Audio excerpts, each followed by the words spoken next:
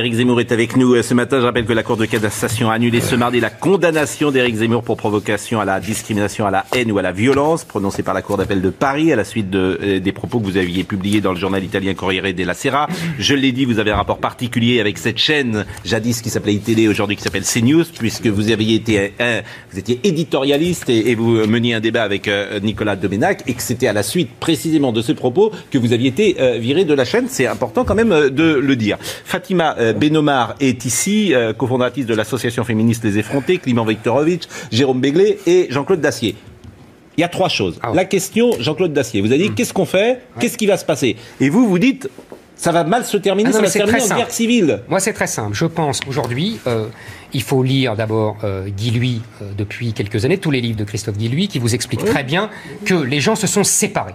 Et c'est même comme ça, c'est parce que les populations françaises qui étaient là avant l'immigration arabo-musulmane sont quittées les banlieues qu'il n'y a pas eu de guerre. C'est parce qu'ils ont été chassés et ils ont fui dans ce qu'il appelle la France périphérique. Ça, c'est l'étape qui est déjà arrivée. Donc, quand on nous parle de vivre ensemble, c'est si vous voulez, une sorte d'oxymore. Ça n'existe plus. On parle du vivre ensemble parce qu'il n'y a plus de vivre ensemble. Les gens ne vivent plus ensemble. Bon. Deuxièmement... Les gens en général. Si vous voulez... En gros... oui, il y a toujours des exceptions, il y a toujours des individus. Si vous habitez dans le 8e, c'est sûr... Vous en êtes d'ailleurs quand même qui se mettent en difficulté pour accueillir les réfugiés, même en se faisant condamner. Ça veut bien dire que la solidarité existe encore dans ce pays. C'est une autre... Arrêtez de prendre toujours le petit focus au lieu de voir les grandes masses. Phénomène général. Enfin, c'est pas possible de discuter dans ces conditions. À la hache mais c'est comme ça qu'on comprend ce qui se passe. Parce que c'est comme ça, il faut chercher l'essence des choses. Si vous dites la phrase célèbre de Pascal, le cœur a des raisons que la raison ne connaît pas. Si vous dites un cœur a des raisons que la raison ne connaît pas, vous ne comprenez rien. Si vous dites le cœur, là, on généralise et on comprend. Je fais souvent des actions quand même en banlieue. Je vois bien que la question de la question de Jean-Claude Dacier, répondez. Comment ça se termine selon vous? L'avenir, comment ça se termine selon moi et selon François Hollande. Voilà, comme quoi... Et pourquoi François Hollande? Je vais vous expliquer pourquoi. Dans son livre... Un président ne devrait pas dire ça. Il dit aux deux journalistes du Monde, tout ça, c'est entre guillemets ce que je dis, tout ça se finira par une partition. Une partition, qu'est-ce que c'est? Il le dit textuellement. Il le dit textuellement, il n'a jamais démenti. Et donc ça se terminera par une partition, c'est-à-dire qu'il va y avoir des régions, des départements, des cités qui vont s'auto-organiser, c'est déjà quasiment le cas, et qui vont petit à petit s'éloigner du territoire national. Je ne sais pas comment, est-ce qu'ils vont demander leur indépendance comme le Kosovo? Est-ce qu'ils vont... Oui, le Kosovo, c'est comme ça. Le Kosovo, en 1900, il y a 99% de Serbes. En 1990, il y a 99% de musulmans. Ça finit par l'indépendance du Kosovo. C'est comme ça. Voilà. Donc, la démographie, ça existe. Et c'est à des lois impérieuses que ne veulent pas voir. C'est votre analyse. Voilà, c'est une analyse possible. Mais voilà. Climent Viktorovitch, sur cette analyse, vous voulez répondre précisément?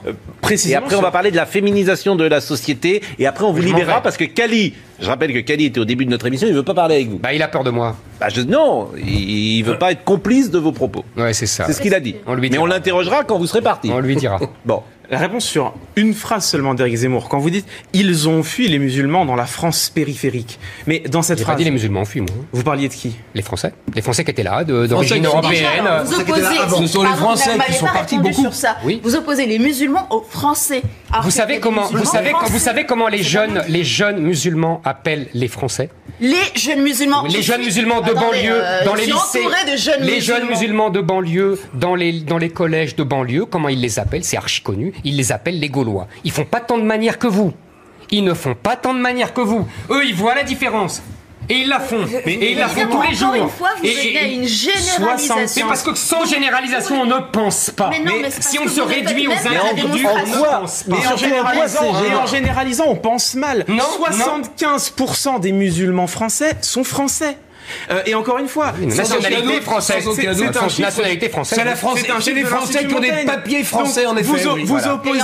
Vous opposez les musulmans aux Français, vous créez les conditions de guerre civile. Mais dans votre discours, alors que 75% des musulmans sont français. Ils sont des compatriotes. Clément, il y a le feu. Explique-moi pourquoi Marine Le Pen est en deuxième position à la dernière présidentielle. Ça tombe du ciel. C'est savoir avec M. Zemmour qu'avec la population. C'est Zemmour qui est responsable. C'est Zemmour qui est responsable. Pas tous en même temps.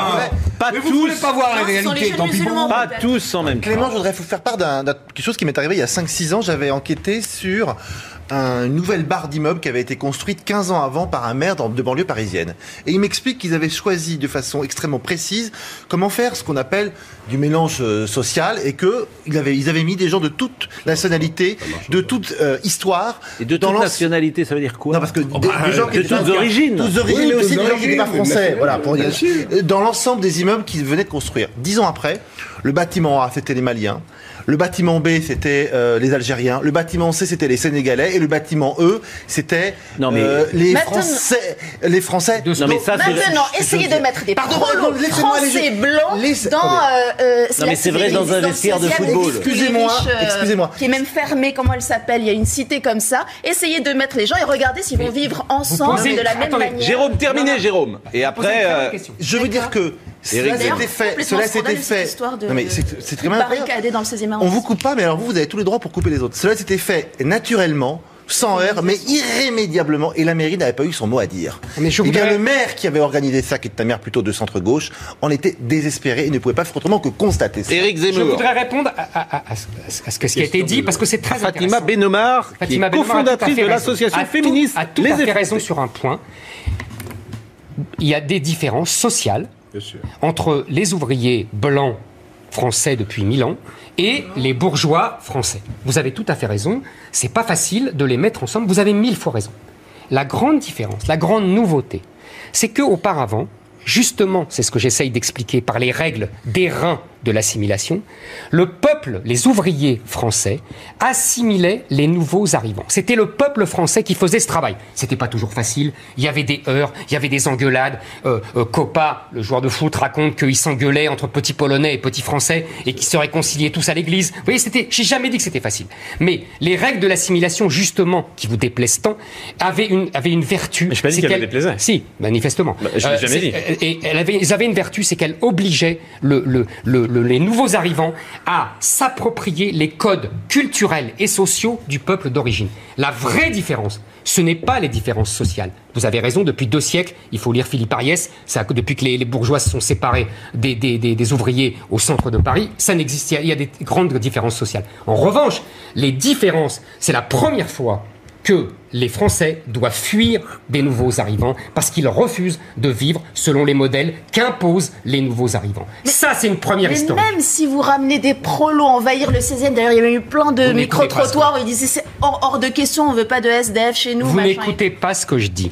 C'est terrible, c'est terrible. Est-ce que c'est la première fois? Alors, il y a un livre qui est sorti, je crois, sur Trapp, où d'ailleurs vous avez dit on n'apprend rien du tout, on sait tout ça depuis des années. Est-ce que c'est une vérité? Est-ce que c'est la première fois qu'effectivement un type de population a dû quitter la ville parce que... Évidemment que c'est la première fois historiquement. Évidemment que c'est la première fois.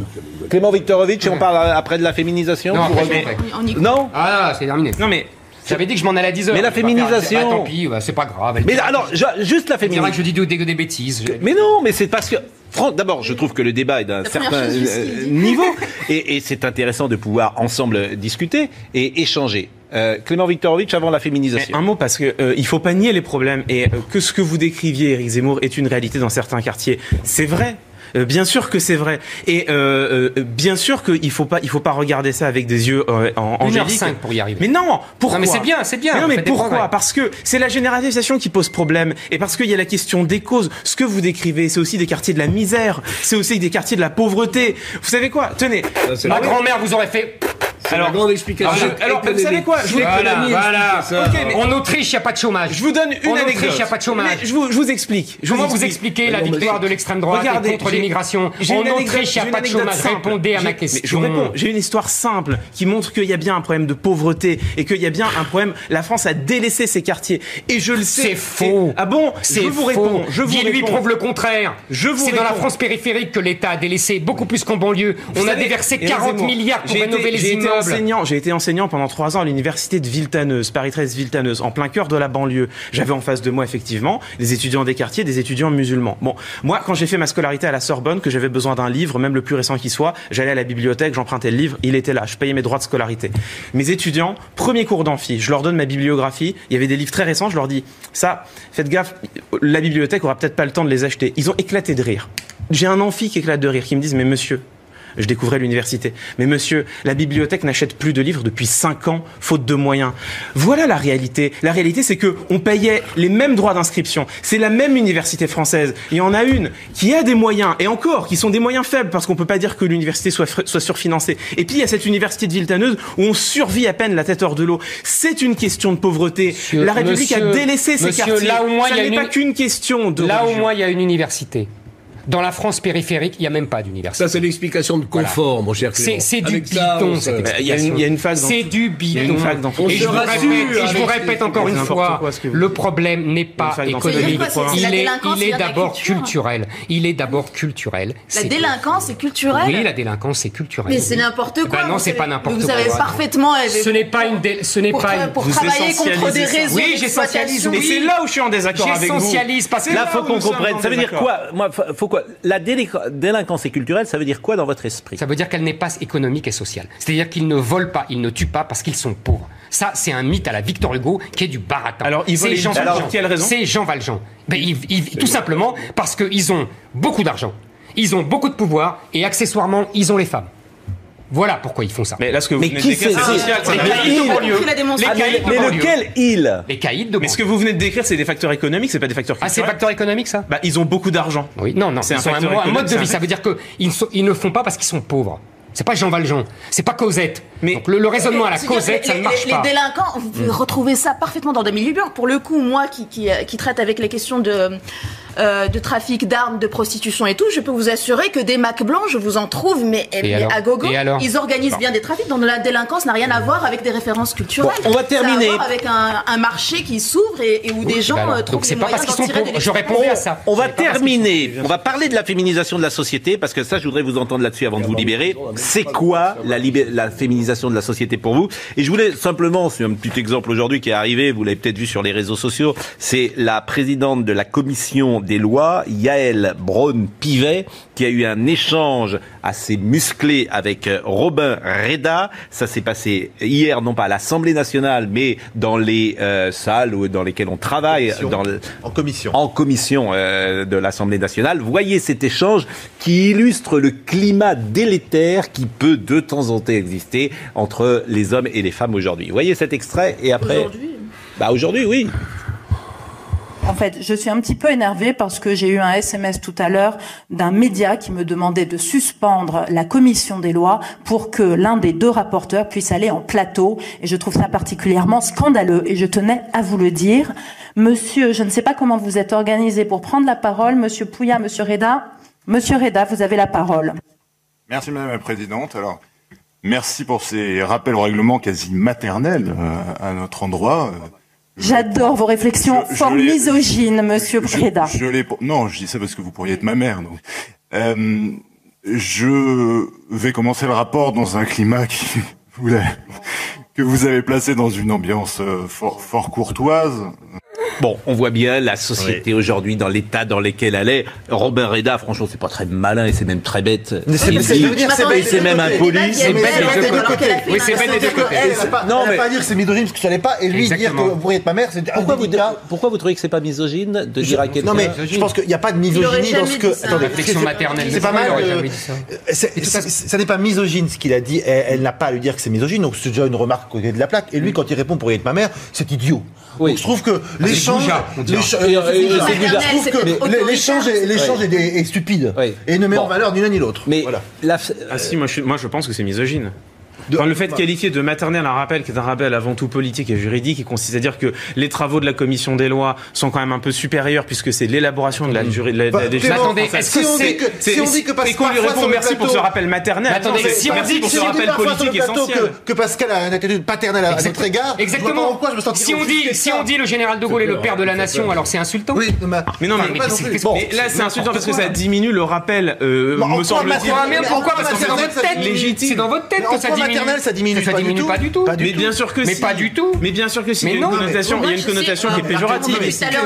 Excusez-moi, maternelle, pas tous ensemble. Ah non, excusez-nous. Si si on pense que maternelle est péjoratif ou diminuant par rapport à paternelle, non mais excusez-moi, mais on ne sait plus parler français. Non mais Jérôme, mais il a raison. Non mais Jérôme, c'est pas le rôle du tout de la mère là qui est mise en cause dans cet échange-là. Je suis désolé de vous le dire. C'est une réflexion qu'il n'a pas à faire. C'est une manière de dévaloriser.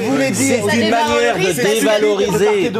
Alors, mais c'est pas ça qui m'intéresse. C'est que, de fait, comme ça, je peux encourager moi aussi à lire quelqu'un qui vient de nous quitter, qui est Françoise Héritier, qui a fait justement un travail dont il existe une part qui est synthétisée, qui s'appelle la valence différentielle des sexes, et effectivement, les mêmes termes du point de vue féminisation ont un effet de dévalorisation par rapport à Françoise l'héritier. Je ne veux pas héritier, cette grande dame, je ne veux pas dire du mal d'un mort. Qui disait que les femmes étaient plus petites que les hommes parce que l'homme de Cro-Magnon les avait privés de viande. Grande réflexion très intelligente. Voilà la référence si ça peut vous encourager à lire pour le coup les magnifiques travaux de cette personne. Ce que je voudrais savoir, c'est quoi la féminisation? Non, c'est quoi en quelques mots la féminisation de la société et en quoi, selon vous, est-elle dangereuse? Mais c'est très simple, la féminisation d'une société, c'est quand les valeurs attribuées traditionnellement depuis des millénaires aux femmes sont dominantes dans la société. En l'occurrence, les valeurs de dialogue, de consensus, de paix. Voilà, on pourrait en trouver d'autres exemples. J'ai pas réfléchi à la question. Si, vous avez beaucoup réfléchi. Non, j'ai beaucoup réfléchi, mais je veux dire là précisément pour l'émission. On pourrait. Il y a beaucoup d'autres valeurs. Voilà, c'est ces valeurs-là qui dominent dans la société. Dans une société patriarcale traditionnelle, les valeurs qui dominent, c'est les valeurs de l'honneur, les valeurs du courage, les valeurs de la fierté personnelle, les valeurs de la guerre, plus que de la paix. Oui. Donc ça ne veut pas dire que c'est bien ou mal. Et parfois, vous prenez des exemples, c'est-à-dire vous dites Lino Ventura, ça serait plus possible aujourd'hui. Jean Gabin, ça serait plus possible. Alain Delon, ça serait plus possible parce qu'il serait rejeté. Il n'y a plus un macho dans le cinéma français. Il y a un type d'homme. Il suffit de regarder le cinéma, il n'y en a plus un seul. Mais vous, c'est des faits, ça. Non, mais vous le regrettez. Non, c'est pas les faits. Vous le regrettez. Franchement, il y a encore une récente étude qui montre que dans les films. Non mais vous le regrettez. Non mais vous le regrettez. La plupart des répliques. Il suffit d'aller au cinéma, c'est pas la peine de faire des études. Non mais j'essaye de comprendre, Jean-Claude. J'essaye de comprendre. Mais vous le regrettez, c'est dommage. La société, elle a le droit aussi d'évoluer, forcément. Elle est peut-être plus douce. Dans les années 70, Jean-Claude Dacier travaillait en 1970 à Europe 1. Il n'y avait pas une femme qui travaillait. Il n'y avait pas une femme qui était. Non, Jean-Claude, il n'y avait pas une femme qui présentait le journal. Il n'y avait pas une femme qui dirigeait. Il y avait les femmes, vous conduisiez parfois pas très bien. Je parle en général. En général. C'est-à-dire que les femmes, elles portaient le café, elles étaient secrétaires. Je prétends que le combat féministe dans nos sociétés, et notamment dans la société française, il est gagné à 8 ou 9% près de salaire. Pour le reste, culturellement, je peux me tromper, mon cher Eric, je pense que le combat féministe est gagné et que ce à quoi nous assistons aujourd'hui n'a pas grand-chose à voir, même si c'est un progrès, effectivement, de lutter avec efficacité sur les violences faites aux femmes, sur les violences sexuelles. Terminons sur la féminisation. Vous regrettez cette féminisation de la société pour que les choses soient claires? Moi, personnellement, oui. Moi, je le regrette. Mais pourquoi? C'est tout simple, parce que je pense que comme vous dites, l'adoucissement de la société, c'est tout à fait vrai, vous avez raison. Mais c'est plutôt mieux. Non, moi je crois pas. Pas sûr. Moi, je pense que justement, c'est un affaiblissement et en général, les sociétés qui s'adoucissent et qui s'affaiblissent finissent mal. Mais déjà, adoucir, c'est pas affaiblir. Pour moi, c'est pareil. Adoucir, c'est pas la même chose. Si, pour moi, c'est pareil. Et pour moi, c'est pareil. Vous avez le droit de dire que c'est pas pareil. Mais pour moi, c'est la même chose. Je veux dire. Sinon, on a le droit de répondre. Oui, bien sûr. Non, mais je prends juste un exemple. Moi, c'est pas moi. Je prends juste un exemple. Si je parle aujourd'hui à des enfants, à des jeunes hommes qui rentrent dans le circuit du travail à 22 ou 23 ans, si je leur parle, comme Jean-Claude Dacier et toute l'équipe que j'ai connue de dirigeants à TF1 en 88 parlaient aux jeunes. Mais aujourd'hui, ils me mettent une main dans la figure. On nous parlait durement. Mais ils avaient raison. On était parfois humiliés. Oui, alors. Vous voyez, mais ça forge. Ça va, vous en êtes sortis? Oui. Vous n'avez pas la traumatisme. Non, mais je prends des exemples concrets. La société. Oui, bien sûr. Non, mais la société, elle est plus. Après, vous allez dire que vous. Non, mais ce que je veux dire, c'est que la société, elle est plus douce. dans la hiérarchie notamment, et que c'est plutôt une bonne chose. Elle est plus douce et plus hypocrite, mais peu importe. Je n'ai pas besoin de préciser quand même, mais je dis quand même que pour moi le courage, la fierté et l'honneur ne sont pas des apanages masculins, mais de tout à l'heure vous disiez que finalement vous répudiez la notion de genre, mais typiquement dire que la douceur est féminine, alors que je peux vous citer plein d'exemples, dont moi-même peut-être, qui n'est pas quelqu'un de particulièrement doux ou quoi, qui a une façon de s'affirmer que vous pouvez relier à un stéréotype de genre masculin. Donc ça, c'est déjà, par rapport aux valeurs que vous avez, auxquelles vous avez Il y a toujours eu des harpies dans la littérature française. D'accord, très bien. Vous voyez bien, donc il y a bien des paradoxes qui s'expriment même dans votre thèse. Mais ce qu'il y a à dire, et ça me semble évident, c'est que la République s'est construite via une citoyenneté masculine. D'ailleurs, en 1848, ils ont eu l'outrecuidance d'appeler ça le suffrage universel, parce que c'était le droit de vote et d'éligibilité des hommes, et que de fait, du moment que les femmes sont devenues citoyennes, c'est-à-dire qu'elles sont un droit de vote et d'éligibilité, donc qu'elles sont en électorat, donc que politiquement on est bien obligé d'entendre les problématiques auxquelles elles sont confrontées, de fait, on a vu ces dernières décennies des luttes pour le droit à l'avortement, à la contraception, est-ce que vous savez la criminalisation du viol. Juste, je termine.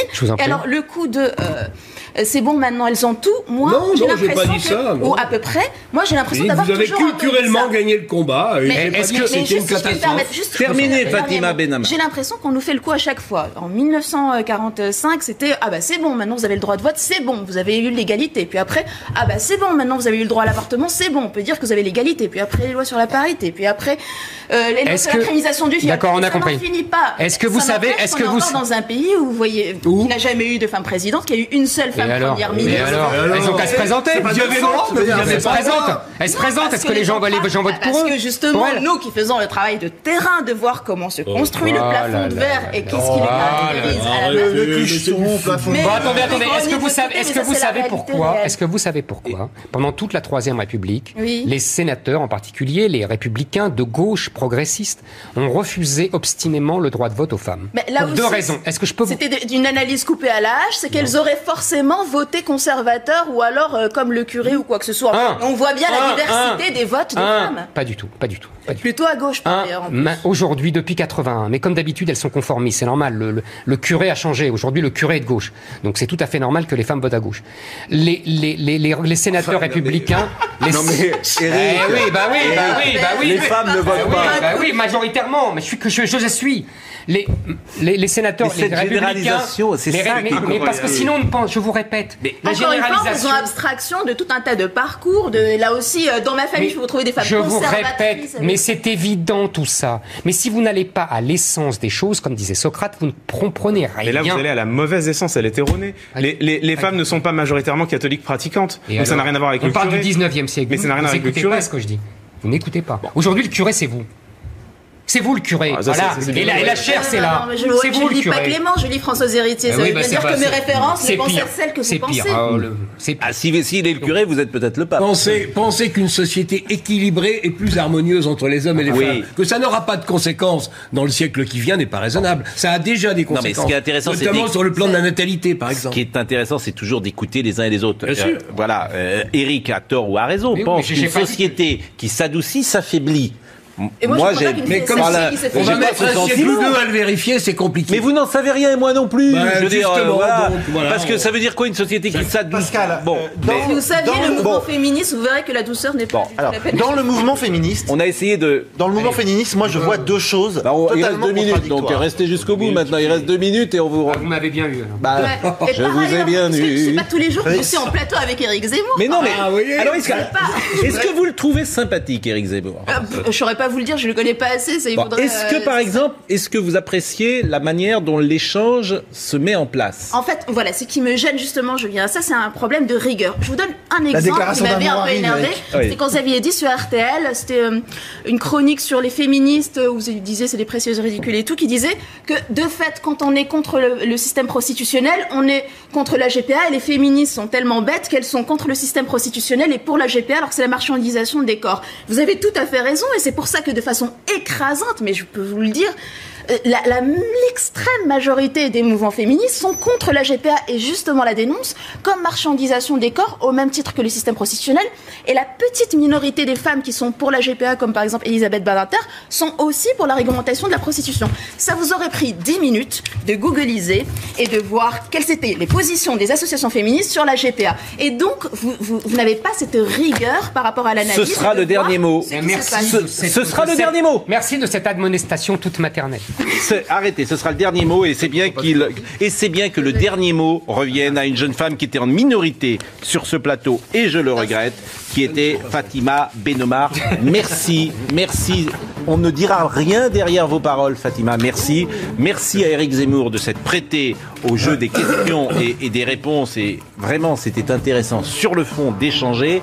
Merci Clément. J'ai compris que vous n'étiez pas d'accord, mais je pense que tous les deux, je me souviens avoir animé un débat entre Zemmour et Domenech.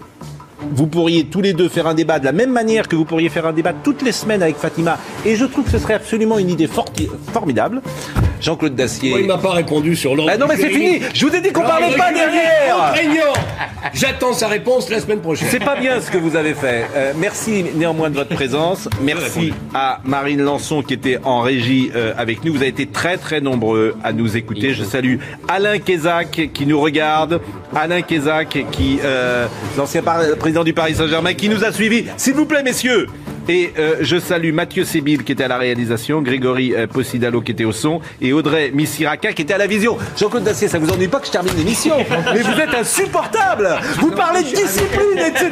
Et vous êtes le premier à être dissipé sur ce plateau. Je me venge de tout ce que vous m'avez fait subir pendant des années. L'info se poursuit. Je vais rejoindre L'info se poursuit sur CNews.